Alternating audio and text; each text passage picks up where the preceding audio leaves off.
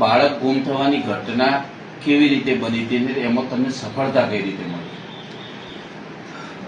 તારીખ 27/2/2026 રોજ ચૌધરી ક્રિસ વિજયભાઈ, જે અહીંયા આદર્શ હોસ્ટેલમાં રહી ધોરણ 9માં અભ્યાસ કરતો હતો, 17 તારીખના રોજ એ અહીંથી હોસ્ટેલમાંથી કોઈને કહ્યા વગર પોતાની બેગ લઈ અને નીકળી ગયેલો.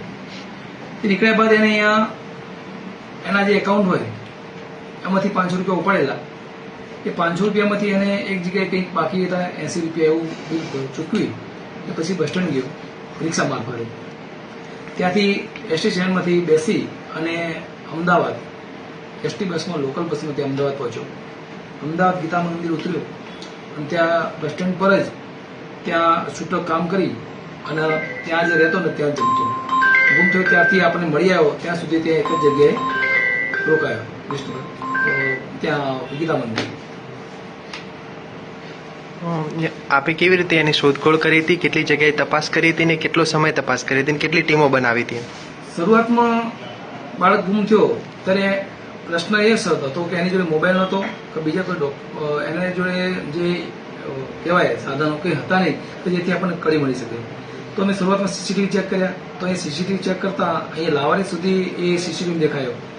બહાર આગળ કોઈ સીસીટીવી ન હોય ત્યાંથી કોઈ એની ભાળ મળી કઈ બાજુ ગયો. તેથી અમે શરૂઆતમાં તમામ અનાથ આશ્રમ, તમામ સંસ્થાઓ, રેલવે સ્ટેશન, ધાબા, ત્યારબાદ જે ટ્રાવેલ્સ એસોસિએશન કરું ત્યાં દરેક જગ્યાએ તપાસ કરી.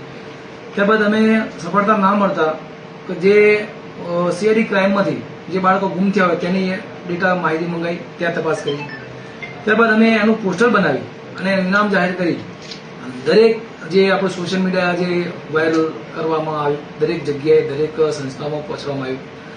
જ્યાં ત્યારબાદ તપાસ માટે વલસાડ, વાપી, સુરત, અમદાવાદ મોટા મોટા દરેક સિટીમાં તપાસ કરવામાં આવી. છેલ્લે તમને સફળતા ક્યાં મળી? છેલ્લે મેં જે આ વાયરલ કરેલું હતું એનું મિસિંગ જે પોસ્ટર બનાવીને એના અનુસંધાનમાં આ એક બાળક તરીકે ત્યાંની જે કાગડાપીર પોલીસ સ્ટેશન ખરું ત્યાં એ ધ્યાનમાં આવેલું અને એમને અમારો કોન્ટેક્ટ કરતા અમે તેમને વાત કરી કે તમે જે વેરીફાઈ કરો એના સેમ એના જેવો દેખાય છે એવું અમને જણાવ્યું. ત્યારબાદ ત્યાંની પોલીસ ત્યાં જઈને પૂછ્યું કે તારું નામ શું? તો કે મારું નામ છે ક્રિસ ચૌધરી. તો કયું વતન? કે પાટણ.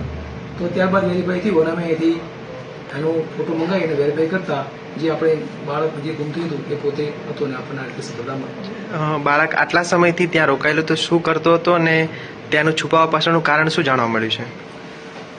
અહીંયાથી નીકળ્યા બાદ ત્યાં ગીતા મંદિરે જ રોકાયો આટલા દિવસ. ત્યાં શરૂઆતમાં એ ત્યાં બાજુમાં એક રસોડું ચાલતું હતું રામ રોટી, ત્યાં જમતો અને ત્યારબાદ 5 દિવસ ત્યાં જમ્યો. પછી એ જે બાટલા મેળવાનું જે કામ આવે એ બાટલા મેળવાનું કામ કરી અને ત્યાં બસ સ્ટેન્ડનું જે રેસ્ટ રૂમ કરો ત્યાં સુઈ જતો.